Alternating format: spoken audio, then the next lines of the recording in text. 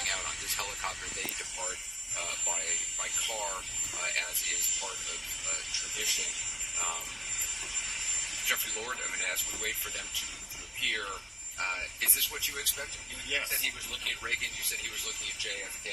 I've been sitting here going back through Ronald Reagan's inaugural speech, and it is very much like this. In particular, Reagan has a passage in there where he says that this, in essence, that the government is not ours, it's yours. It belongs to the American people. And that's more or less exactly what Donald Trump is trying to say. I think this speech is going to appeal to a lot of people who are hurting. Parts of it could have been delivered by Bernie Sanders. Bernie Sanders identified a corporate elite centered on Wall Street and said they are the source of your problem. Trump identifies a government elite in Washington, D.C., says they're the source of your problem. But this is a big deal in that America is leaving the world stage. Let's watch this.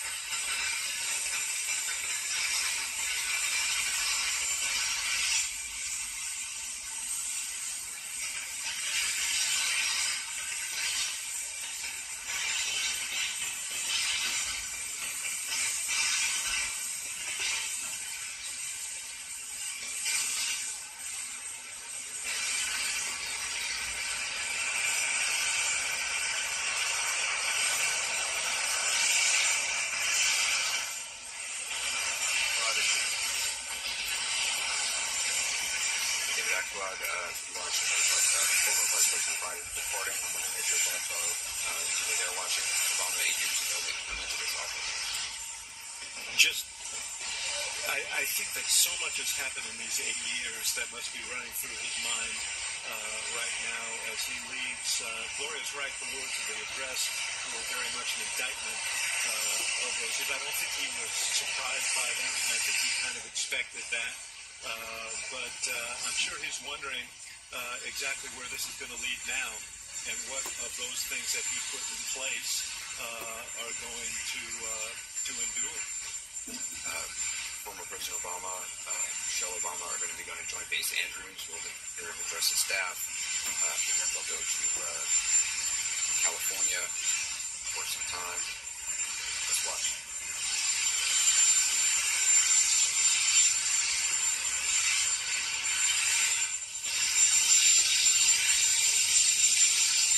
The end of the Obama years, 8 years over.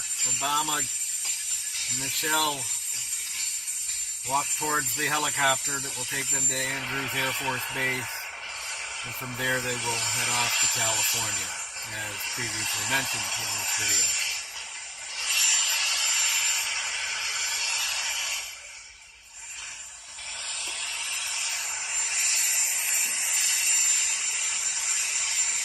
There they go. all taken off together?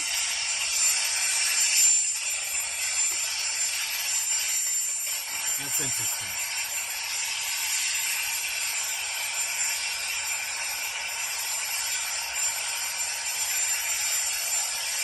Look at that.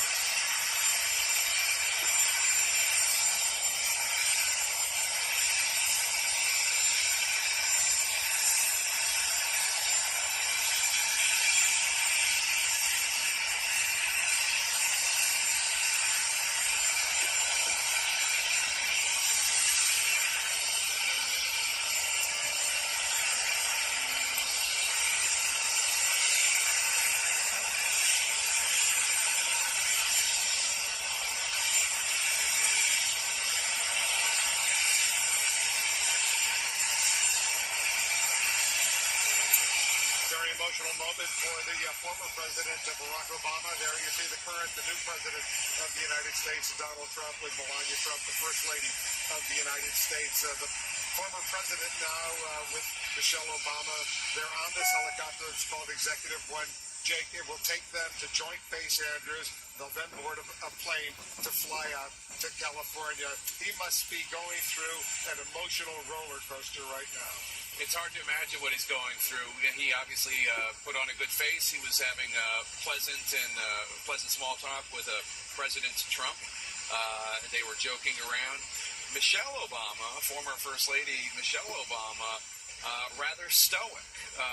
And there were moments when the camera caught her that it seemed like she was really having a tough time, understandably perhaps, given what she and her husband were able to accomplish, and now they're leaving it behind, and obviously given the results of the election.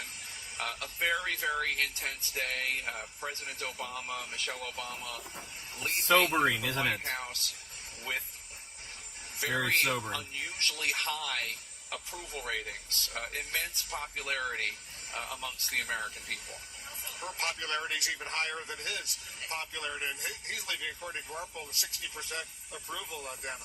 That's his personal approval rating, but let's just look at the objective reality of where this country was 8 years ago when he's the one who took that oath. The economy had collapsed. We were in a major financial crisis.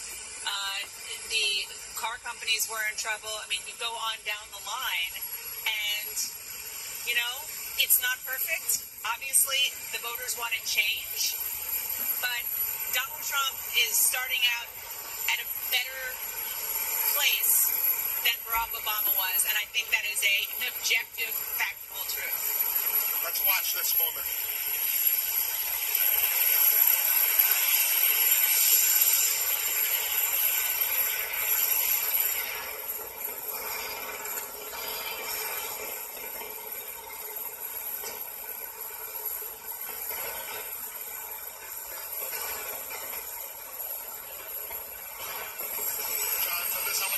Take off for Joint Base Andrews, about a 10-minute ride, and then former President Obama, former First Lady Michelle Obama, they're out of Washington heading towards Palm Springs. Taking a little break in Palm Springs. Their youngest daughter, of course, still in school here in Washington, D.C., so they will be in D.C. for at least another year. But taking a little break, which is traditional, give the new president some time. Let's just think of the turning of the page here. A two-term president, that's 2,921 days when you count the extra one day from the one leap year. If you serve 2 terms, the presidential election year is always leap year. This is the first time he's on executive one now. It was Marine one when you're president. It was Air Force one when you're president. But such a dramatic change. And from a historical standpoint, you see the wave here. It's just a remarkable picture. The helicopter on the other side of the Capitol, where we are. You have to go back to Jefferson, Madison, Monroe. You have to go that far back in the history books to have 3 consecutive elected 2-term presidencies. Bill Clinton, George W. Bush, and Barack Obama. We now begin the presidency of Donald Trump in a new political era here in Washington. I was about to call it a new Republican era as we watch the helicopter. What a majestic shot. When George W. Bush left, they went by the White House and did a pass-by. I don't know if they're going to do that this time. When the helicopter went up, it did one last pass by the White House. We'll see if it happens here. Looks like it is about to do a little final tour for the president. and the First Lady, the former President and First Lady, a little tour of Washington. Maybe they'll go around the White House one last time before they head out to Joint Base Andrews. Get on a much bigger plane, obviously, and fly out to California. This is a moment that they knew it was going to happen, but Jake, once it happens, reality sets in very quickly. And it's just when you think about how meticulously choreographed this day is, and what it is supposed to, the message is supposed to be saying to the American people, when you have the new president, vice president, and the first and second ladies there standing on the other side of the Capitol, waving to the outgoing president and first lady, that's not a moment that just organically happened. That's choreographed. And the message that all six of those individuals are trying to say to the American people is, we're friends, we're Americans, everything's going to be okay. This is a departure from what you're used to, but everything's going to be fine. Now, whatever your politics and however you feel, that is what they were trying to say with that message, with that moment, and it was a moving moment. And it's something we shouldn't take for granted. We're seeing a military helicopter taking a president off after a peaceful transition. No tanks in the streets, no military coup. This is what the Founding Fathers set out to do 3 centuries ago, and it's still happening, and we really shouldn't take that for granted. And you got to give President Obama a lot of credit, because right after the election, he wanted to have that gracious, peaceful transfer. He made it happen. He made it work, and the new president, President Trump, I'm sure is very grateful to him, John, for that. And the next time we see this helicopter will likely be either leaving or coming to the White House with President Trump aboard it. At the moment, you can see it. It flew over the Capitol and is right now doing a loop around the Washington Monument and back over, so the president, the former president and former first lady, we're going to have to get used to that, can look out one last time at the White House complex as they fly by. And now they will go out just outside of D.C. to Andrews, Joint Base Andrews in Maryland, just outside of D.C., passing over. The crowds gathered here for the Trump inaugural.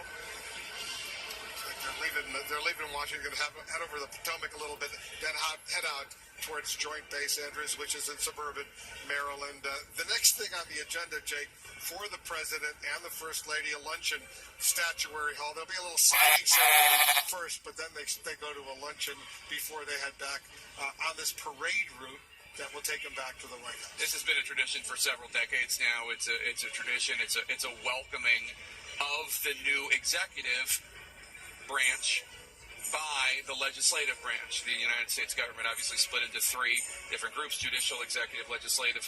The lawmakers are saying to the new president, welcome. See Senator McCain there, John McCain at this luncheon. Statuary Hall. It's a beautiful hall in the Capitol. It's a beautiful hall. I just want to make note of the moment. After this happens, of course, everybody talks about what they just saw and they just heard. The new president, Donald Trump, is about to have lunch with the people he just said have spent the last years, he didn't put a number on it, enriching themselves at the expense of the American people. And so this is the creative tension, if you will, in Washington, D.C. right now. Donald Trump is a Republican president. As Jake noted right after the speech, there was nothing ideological about that speech. He didn't talk about conservative tax cuts, or he didn't lay down any